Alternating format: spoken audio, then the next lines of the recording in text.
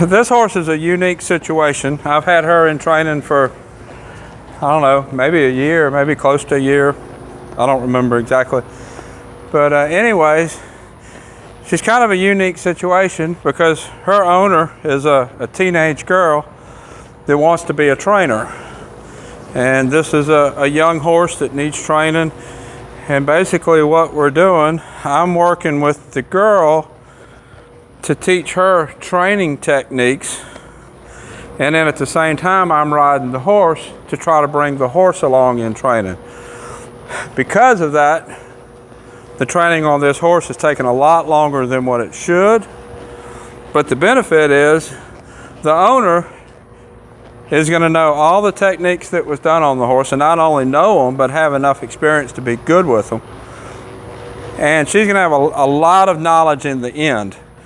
So even though this horse is not as far along as she would be if I was the only one riding her, there are a lot of other benefits to this unique situation. This is Bug. I've had her a while. In fact, at one point, she put her owner in the hospital with some issues she was given. Some issues she was giving the owner. What I'm working on now is trying to get, she has a really nice guide, really nice spin. I mean, we're showing her and she's doing okay. But I need the spin to be more, have a little more rhythm to it, more tempo, step around, more like a spin. Right now, she'll steer around into a spin, but it's not really a spin. The girl, being a typical teenage girl, wants to do what typical teenage girls do with their horse and kind of have fun days and ride bareback and things like that. But when you have a young horse like her in training and you ride that horse bareback, you're dulling down all the steering, all the stop, all the reining maneuvers that horse is learning. So she's not, I've told her she's not to ride her bareback anymore. If she's riding, she needs to be working on what we're working on to bring the horse along. And if she don't do things quite right, if the owner don't, and it kind of messes up the horse, I'm going to go and I'm going to work on the horse, which is what I'm doing right here. We're working on this horse getting a little bit better tempo when she steps around. So let's see what we got.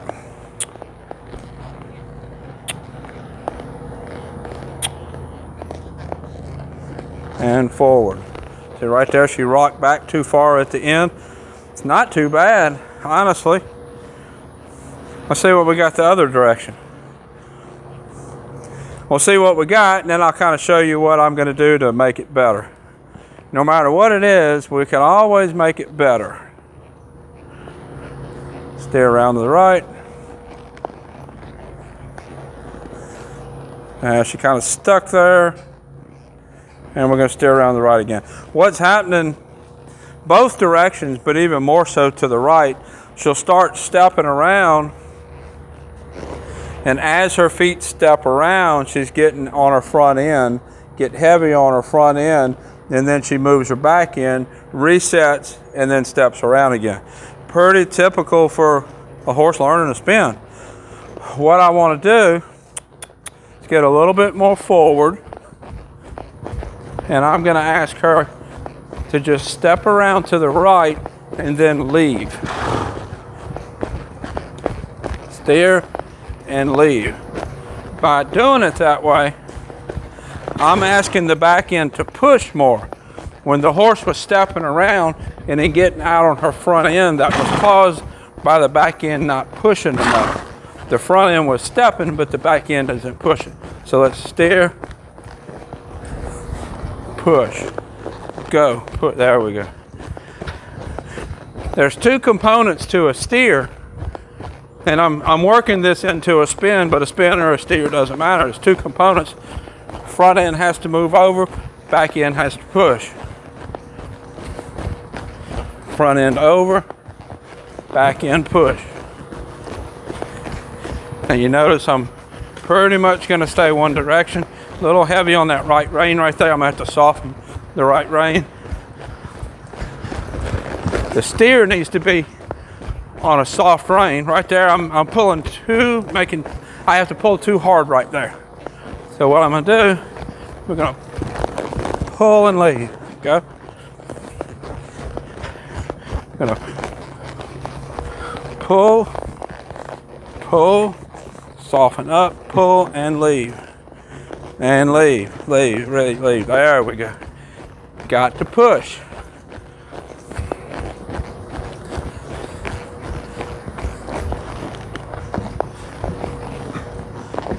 And leave. Heavy on that right rein again. I've had her owner doing some rollbacks against the fence to help soften the rein, soften the direct rein, mainly the right rein.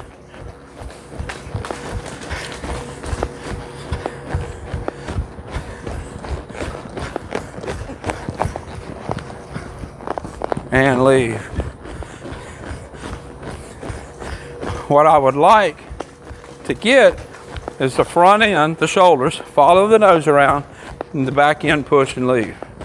So let's follow, follow, follow, and push. There we go.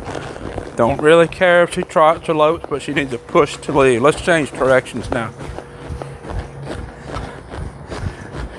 Left, follow, follow your nose, follow your nose, follow your nose. I have her over a bent, I know.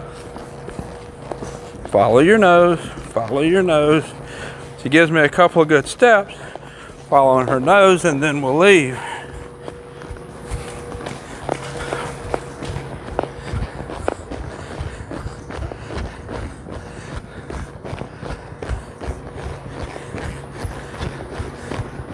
She's kind of leaning in with her left shoulder, bracing against my left hand. Almost lost me there. She was braced out of position. Give me your face, give me your face, give me your face, give me your face, give me your face. There we go. I need effort, but I need it correct. Slow down the effort a little bit. Give me some correct. That was better, but then 90 degrees, she got stiff again. Give me effort. Give me effort. Give me effort. Give me effort. Follow your nose. I know there's mud there. You can still move your feet. There we go. See, I'm giving little pulls, little bumps. If I just pull and hold, she's gonna hang on my hand. Drag on my hand there. That was better that way. That was better. There we go. If I just pull and hold, she's going to hang on my hand. I'm going to kind of bump her off that pressure a little bit. Has to be soft. You have to be soft on my hands. Have to be soft. Add a little go with my left spur in the hip. There we go. Felt her back lift up. Engage your back end, engage your hips, and step around in the front. That's what I'm looking for. I need the push in the back end.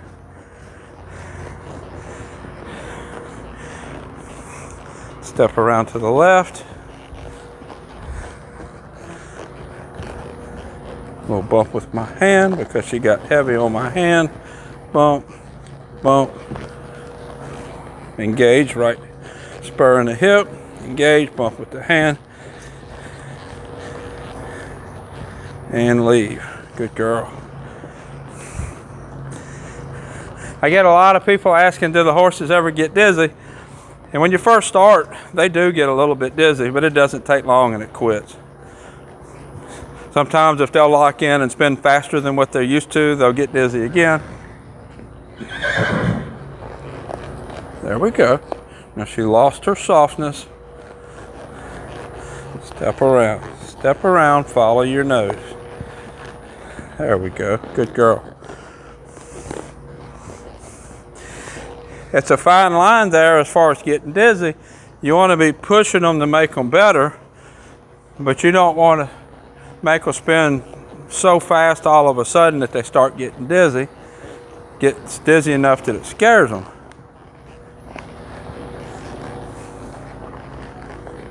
There we go.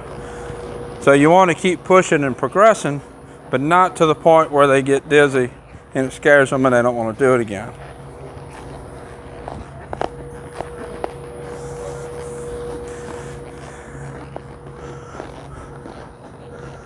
Give me a little more forward.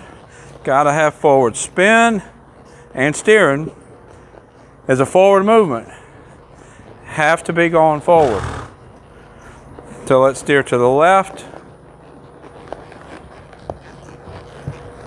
Good girl, that was nice.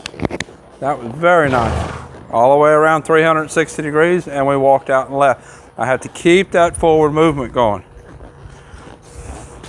Got gutters up over the last 2 days. So hopefully when that dries, it won't happen again. So let's do that to the left one more time. I'm kind of bumping with my spurs a little bit just to get her energy up just a little bit. Now let's steer to the left.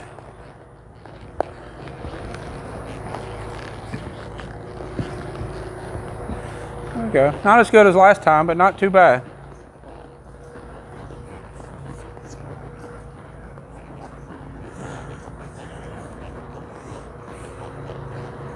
All right, let's do one to the right.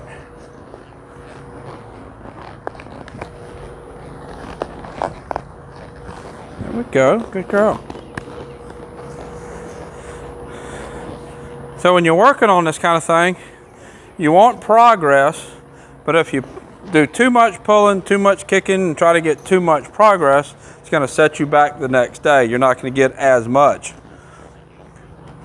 You want the horse to progress, and you want to challenge the horse, but also if you challenge too much and they get kind of sour to what you're asking for, you're going to get less the next day.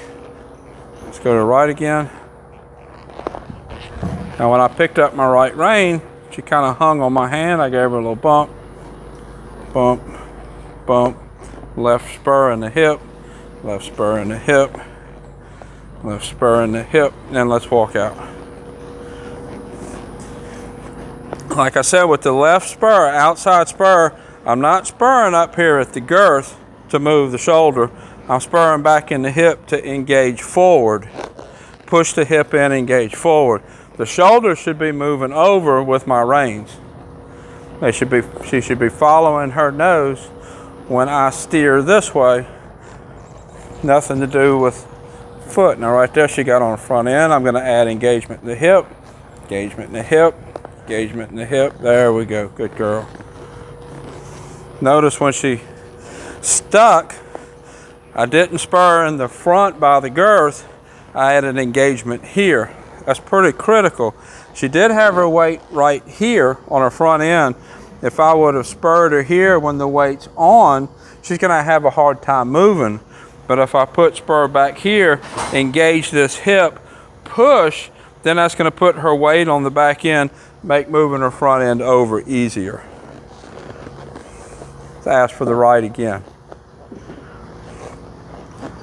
Steer right,